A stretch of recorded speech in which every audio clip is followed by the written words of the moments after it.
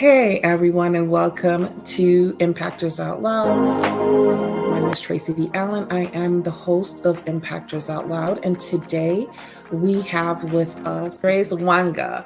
Right, Grace hails from Uganda, and she is the CEO and chapter of the chapter called Empowerment and Rights Uganda. She's passionate about advocating for human rights, prevention, and responses to violence against women and girls, empowerment, promotion of gender transformative approaches, gender justice, and social justice.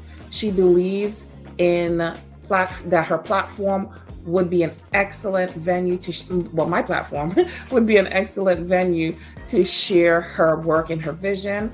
Their organization is dedicated to empowering individuals and communities, particularly the marginalized and underrepresented, by providing resources, education, and advocacy, participating in helping them to thrive. Grace, welcome to Impctrs Out Loud. We are happy to have you. Thank you so much. You're welcome.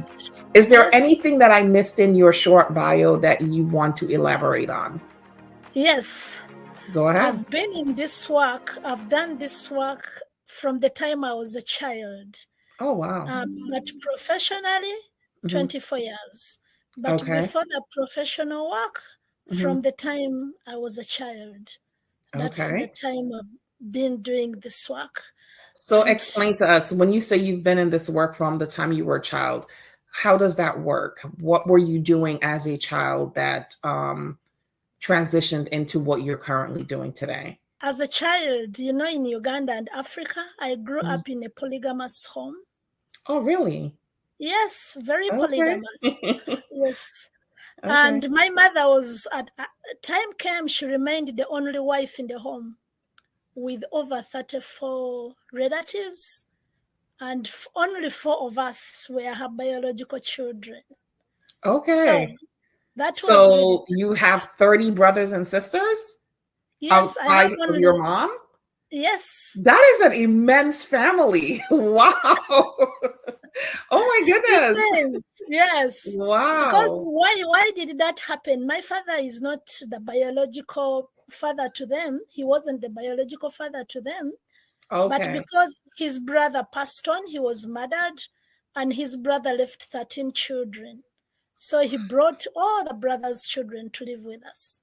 And you wouldn't know that maybe he's not their dad if someone didn't tell you. Then another time, my uncle, a brother to my dad, came to visit us. As they went for an outing, they had a terrible accident.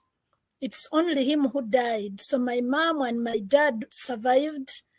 So because there was a lot of chaos that dad murdered him, so again, he sacrificed, he brought the 8 children of my uncle to our home. Then there were also other relatives, and even 2 of his friends passed on. His children were not studying again.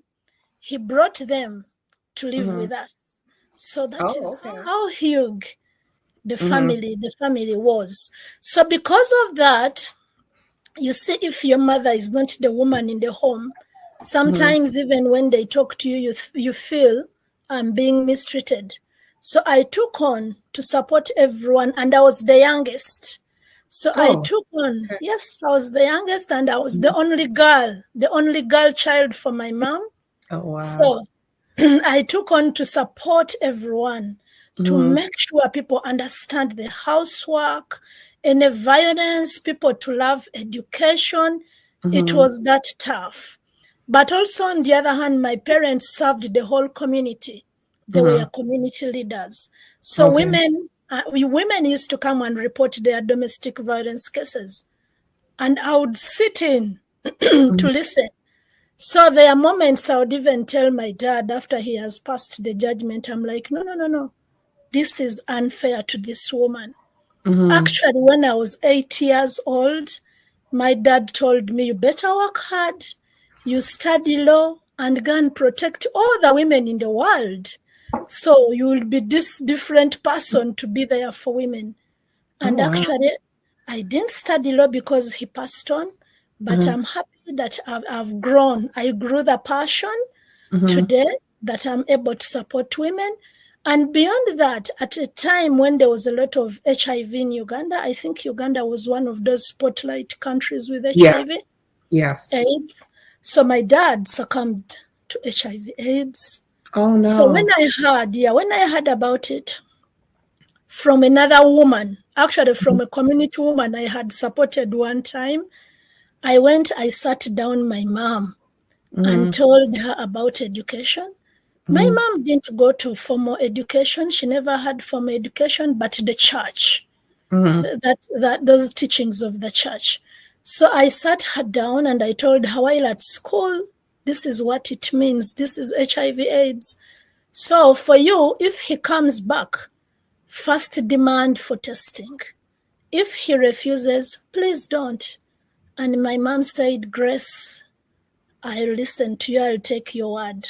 Actually, when he came back, she refused. And of course, my dad was like, who told you? My mom was like, Grace. That was another family. She threw you under the bus.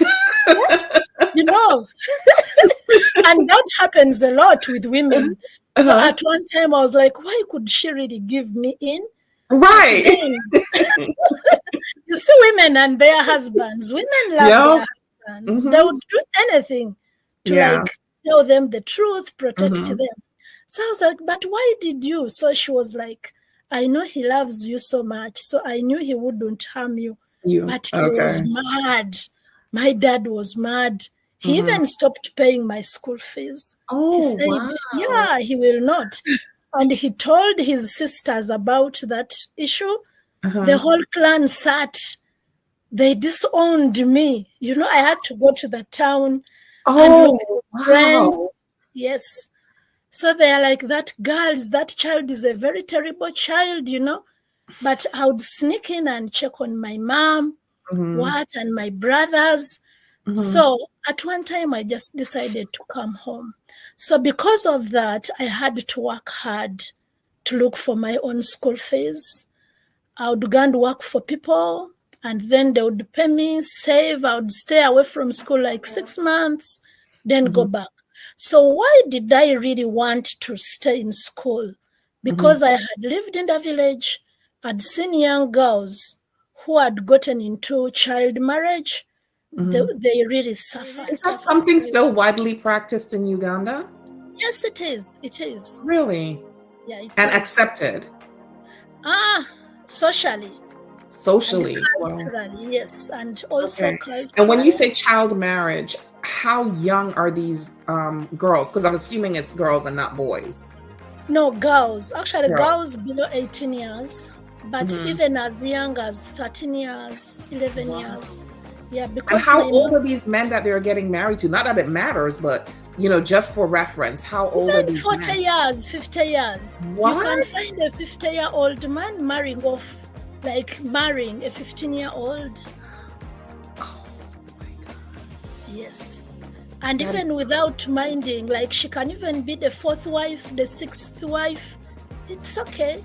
Here she is, and with her school uniform, walking right to his home for marriage. That is how tough. And why is this happening though? Like, what is the cultural practice behind this type? Because I mean, we are in 2024, right? Yes. So you would have thought that was a practice that would be phased out. And obviously it's not, because it's still happening. And I know that's part of what you do in your organization, and we're going to really dive into it a little bit more. But why is this still happening today and accepted by most people in the community? Yeah, there is the whole issue of bride price, whereby the dowry. The dowry. If a girl is given away, the family will get something. So you will find some parents saying, I want to eat my cows, for example, before I grow old. So then they would make the girls, they would even get a man for her because the other man is willing to bring the dowry. So she's pulled out of school to go and marry. But also you'll find the boys are told, leave school, come and we marry for your wife when you are still young, because I still have the cows. And of course the girls would go. But also the other challenge, once a girl child is out of school, once she drops out of school, nobody ever sees her as a child.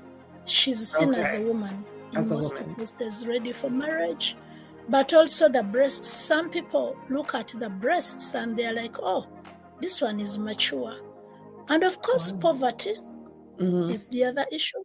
Some families take away their girls because maybe a certain man is allowed to give them food. So then the girl would actually be married off. So it is still a serious practice for the girls in this country. So for me, having seen the violence, the intimate partner violence these girls went through, I said, I have to continue and stay in school and complete the education cycle. So I did what it takes to ensure that I stay in school. And while at school, I had friends, girlfriends, I would talk to them. If their parents had work, I would actually go and work in those people's homes during holidays, and then that is how I also survived. But after some time, my father was like, no, Grace must come home. So I went back home, and then of course that meant a lot to me. I first stayed home like for 2 years, but I was doing a lot of digging and picking coffee. And I saved the money. My father was like, you can pick the coffee because right now I'm not well. And by the way, he was even out of employment. We had left the town. We were now purely living in the village. So he was like, pick coffee for 2 years. Whatever you sell, you keep your money. So I kept the money at home. And then I went and did my diploma. It was in finance and management. But I got a job. While at this job, there was an organization called Me For Me. It's a women's rights organization here in Uganda. So I was an admin assistant. But they were doing a lot of work of preventing and responding to domestic violence. And they were program officers. So one time, the program officers were not well. And I volunteered to go and train because the participants were there. So when I trained, everyone was like, you shouldn't go back to the desk, continue. Because you understand the girls, you understand the women. So that is how now the organization allowed me to grow my passion. So at one time I was asked, do you want to stay in finance or you want to do this other work? I said, no, I want to support the women and girls. So that is how I continued with my passion. And as I did this work, of course, the organizations will have resources to support certain groups of people. Here came very little girls in my village. They were pregnant. We have a school policy in Uganda here, an education policy. They do medical the school administration carries out medical examinations every beginning of term. If any girl child is found pregnant, they are told to go home. So many of them had that challenge. So I was like, okay, this is what I struggled against. Once I'm in employment now, I should support others. So every girl, I supported a few, they kept on referring their friends. But I couldn't do this work alone because now that was a personal initiative of supporting the expectant girls get back to school. So I would talk to women, corporate women, middle class, to accept and accommodate these girls. And of course, many of those women accepted to accommodate them, but I would ensure at least maybe there is food in that family. If a woman says, I will accommodate her, but support me with food. So I would sacrifice again on my little salary because by then I was a little girl, I was earning my salary. Then after some time, I had the challenge now of their babies. The girls have to get to school, but the babies. Again, I spoke to other women as well to help meet the babies, but also I went to their families. There are some families, after some time, they would accept the girls back. Yes, so that's how I kept on. So that task force of women able to support really grew. I looked for widows, I looked for elderly women, I looked for single mothers, and this really, really worked out so well. However, for women who were supporting me with the young girls, who were married, again, they came up and told me, like, now, we made it like a culture. Every end of month, we would meet somewhere at a primary school to just to converse about our issues. How are we supporting the girls and the children? So from there, I was like, why don't we form a task force? So every woman now mobilized another woman. That other woman mobilized another woman. So our task force grew, but it was really voluntary. And we would give each other a lot of support. Now, one time, the women were like, Grace, we support the girls, but we also have issues. I was like, what issues? They said intimate partner violence and even violence against our children. You see, when we take these girls in, sometimes even our partners, some of them want to have relationships with them. So sometimes these girls are not safe at our home, or even they abuse us. You know, like we don't know what to do. You know, again, now I was like, okay, now what do we do? That is when I said, okay, whoever gets into this problem, we are going to come up with a committee of 5 people. You reach out to us, no matter what time of the day, we shall be supporting. So it's from there that now we started working to police, reporting cases on behalf of the women, because corporate and middle class women, it is not easy for them to go and report. So we would really work to police and report cases on their behalf, like the way we've been doing for the girls. Then to the community leaders, depending on how we gave options, depending on what she decided on to do. So when our team grew to a team like of 30 women, I was like, members, why don't we start our own organization? Because at that time, I felt that whoever was with us understood what women and girls meant, their experiences. So that is when we started this organization, Chapter of Empowerment and Rights Uganda. And this organization is an NGO, correct? Right now it's an NGO. We started as a task force. Then we registered as a community-based organization. Community-based, working in a small area in Uganda here. That's what they call a sub-county, comprising of a few villages. Then from there, we registered as an NGO, non-government, but only working in one district. After that, we have now registered. In 2021, we registered as a national non-government organization. This gave us mandate now to work in any district in Uganda. And as I speak, we have not left our girls and women behind. And actually, much as we work with everyone, for us, the women and girls is our issue. Now, today, as I speak, some of the women who belong to the task force, some of them are now old. They are old women, some of them. So now, again, we are struggling with violence among the elderly women. As elderly women, yes, we are now. So they're experiencing violence from childhood to old age. That's not a good life, unfortunately. It's not a good life. It's not. So some of them, like during the active ages or the young age, there was violence against them because they are children. Right. Then as adults, they experienced violence at the workplace, in the community, in their homes. Partners. Intimate partner violence. Now, some of them are widows. Their husbands passed on, but because they are old age comes with many complications. And now people feel like people are tired of them. Right. So that feeling, like even some of them, their children have abandoned them. Yeah.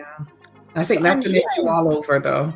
Here in Uganda, we do not have supportive mechanisms for the elderly, not even homes. So we keep them again, like the cycle is going back. Right. As they kept the girls, we are now keeping them. As I speak, I have 2 in my home. So the cycle is really going back like that, but it's okay. So this year on Saturday, Uganda will be celebrating, commemorating, or joining the rest of the world to celebrate the Day of the Elderly Persons. And the main theme is on gender-based violence. So again, the Ministry of Education and the Ministry of Education, Labour and Social Development has chosen us because they feel we understand these issues. So again, I'll be presenting a keynote address on Saturday because it is 15th June about the elderly and issues of gender-based violence. So how do we survive as an NGO? We do consultancy. Many of the women take on consultancy work, the members, and whatever they do, they bring back some resources to the organization. So that is how now I had to leave the former whatever I was doing with other organizations and now settled to ensure that the organization grows, chapter of Empowerment and Rights Uganda grows. So again, we also fundraise.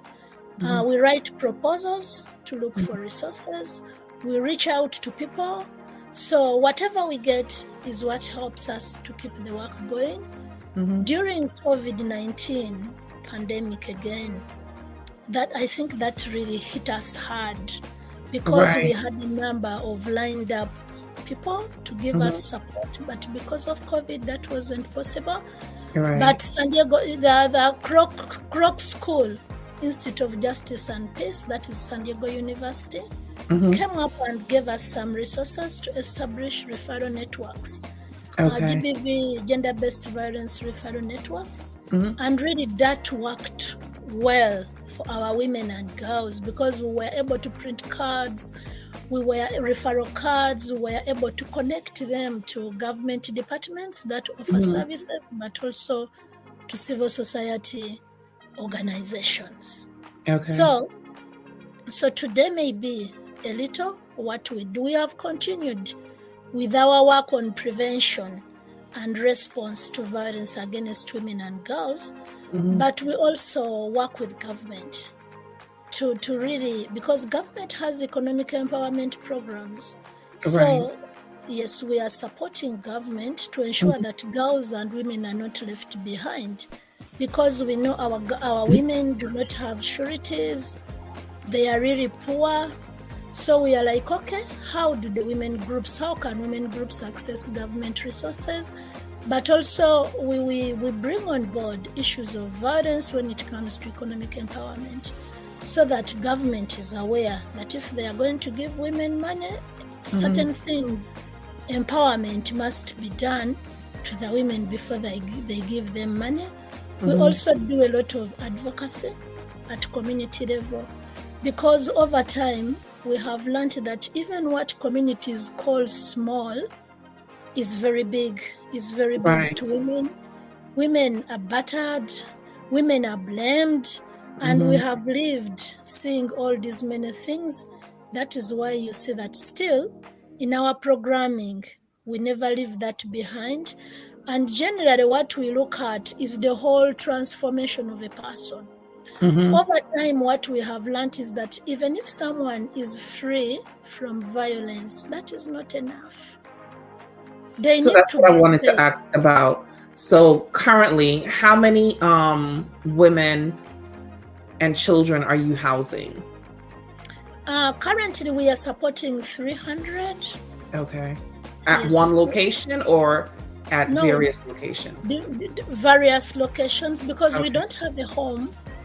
We don't have a shelter, but we work it out through some women and even the referral networks to ensure that we really support. And the women have really committed, the commitment continues to house some of the girls and also some of the women. But in terms of women, we have, in terms of supporting people beyond housing, we have supported over 30,000 women. Awesome. From very small things to big things, to ensure that really their lives change. And some of them come with their children. We've also looked at the children, because when you support a woman, if you leave out her child, like if you don't also focus on the needs of her child, it becomes a big problem. So there are children we have supported to get to school through, again, referral. There are those. That was my next question is, when you are saving these young girls from becoming child brides, or helping them to find that daycare settings for their children so that they can go back to school, the ones that you're saving from child bride, is education a major component of the services that you provide? Yes, education is a major component. And what we've been doing mainly is to refer. But over time... Is schooling in Uganda free? Yes, we have universal primary education and universal secondary education. But the quality is another very big issue. But it is something, it is an institution they would go to and say because it's better than nothing. And that is where some of them actually have been able to go to, and they have concentrated. Our only challenge is these schools, sometimes the school environment is not safe for these girls. So they're just unsafe at home, they're unsafe in school. It's just an unsafe environment all around. Especially when the school administration gets to know that she's a school dropout who gave birth. You will see even the stigma from the teachers, then from the fellow they people. Treat them differently. So sometimes we have to take them to a place, maybe away from the district, which people know, like places where people have no idea about them, to keep them safe. However, some of them, sometimes formal education is something they don't want. Like they wouldn't want to continue in formal education. So we have looked at other opportunities, like vocational studying. Our only challenge here is some of our vocational studies are not so the quality, like they would go for tailoring of only 3 months, 6 months. So that does not present them as a ready product to really to present quality work. So that to the level that even when they come out, they can't really, whatever they do is not of high quality to really attract a market. So that is why we were like, as Seru, we decided to actually save some money. We have bought around two pieces of land. We are like, we should build a vocational institute, very professional, very formal for these people. And also there could be a home there at the vocational institute, because we know there are children who would come and study here, but they wouldn't love to go back to their homes. I'll give an example, especially those ones, the victims of sexual violence, especially if the defilement was committed by the father, the biological father, or the uncle, any male relative. The girls wouldn't go home because sometimes the man is still, the perpetrator is in prison. So the whole village, the whole clan will blame this girl for that man is being in prison. They'll say, yes, they'll say you really made that man, your dad, to be in prison. You are a problem. Even the mothers abandon their own daughters because of that. So we have those girls who don't go home. So if we ever constructed this shelter, as we do the vocational also, this could be a place for the girls to really stay, because at the moment they keep on living amongst us, and some homes, can be safe today and maybe tomorrow they may not be safe. Yes. It sounds like you're doing amazing work with these young girls, giving them a safe haven to rest their heads, raise their children, get better education, and just overall improve their lives. It does sound like you're doing also a lot of work in awareness, right? Yeah. And trying to change the culture or the mindset of people when it comes to how they're treating women in your society, whether they be young girls, and as you said, even when they become elderly, they're still being mistreated and abused. Okay, so what is it that you would need to help to support your cause for these young women and older women in Uganda at this moment? Thank you so much. For the girls, it is education. Okay. Whether formal education or the vocational. For me, that is what I would really go for. So when you talk about education, it is going to be hard pressed for people to come to Uganda to give that type of support. Is there a way that education can be done remotely? Yes. Okay. Sometimes, like for the government schools, the girls may need books, let me say scholastic materials. They could need a uniform, personal needs like maybe sanitary pads. Some of them need shoes. Those basics to keep them in school. Some of them need lunch, and then they would really stay in school.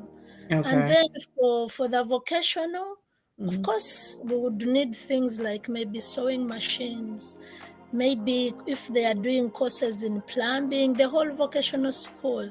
But we are like, whatever would get in bits is okay for us, because what mattered was the land. We now have the land. So we shall be fundraising in small and big ways, because we know we have come a long way. So we take our time, and when we take our time, we want to do the right things. And we know our girls have really told us that if we do a vocational school or construct and even put it in, that is the best we would have done for them. Okay. But also older women. Older women really told us, many of them have told us, the survivors of domestic violence, that even when I'm maybe a woman at 35, at 40, if I got a chance to go back to school, especially those ones who have made a decision to leave the marriage because of violence or to end the relationship because of violence, they've also told us that if I had a chance to even just study catering, and maybe I just do something small that would help. And for us, to some of them, the way we have done it, you buy a local stove, a kettle, some baking flour, you teach them how to make chapati. Before you know, they are just by the roadside, cooking, baking, making chapati, and earning a living. Yes, and some tea, and porridge. So we have here what they call boda riders, and those are motorcycle riders and taxi drivers. So they would just stop early morning. The woman has put something by the roadside, no shop, no hotel. And people know every morning there is a woman selling these things there. And even children going to school. So we look at all those avenues, and to our women, that is powerful, because she would be there from 7 a.m. and then by 10, she's done. She goes home, she does other things. Then in the evening, like 3:30 p.m., she's back again with some porridge, maybe roasting maize, and she has the customers. And those are the things we are. So we're like, if the women get these better skills, it is something. So it is an all-round and multi-sectoral kind of approach. Yes. Okay. How can people support? Where would they go to donate to your organization if they wish to? We have an account, but we also have a website. Okay. Yeah, we have a website, and we have a donate, what do I call it? Donate item on our website, but also we can provide our account number to people to really donate. Okay. I think so far those are the avenues. Some people would write to us if they are not comfortable. Sometimes that donate icon is a problem. Some people have told us it's a problem. So on that note, then we would give the account number. Okay. And then, yes. All right. So all of that information I'm going to put in the description section below the video. So if you're someone who actually wants to donate and support, you can look in the description section below. So before we wrap this up, Grace, we have 2 more questions. Tell us what makes you an impactor. Thank you so much. I think the passion, naturally, I'm passionate. And I've been told I'm a kind person. But of course, resilience. If I say I am going to do something, I do it. But also at the back, let me say my entire life, I don't believe in violence. So that combination makes me an impactor. And I would do whatever it takes to ensure everyone is happy, everyone is safe in whatever big and small ways. Awesome. Okay. If you had to leave people with 3 thoughts on the type of work that you do and getting into this type of work, because you talked about being a young child, growing up in a polygamous household, and then your father taking on all of these other children from his brother's wife and other family members who have died, and you all commune into one house, 34 of you deep. What would you tell people about getting into this work or seeing injustice in their communities and finding the bravery, because it does take a level of, bravery to do this type of work, finding that and moving forward and doing something to enact change within their community? So one of the things is valuing humanity. And when you value humanity, I think being people-centered and also putting yourself in the shoes of other people.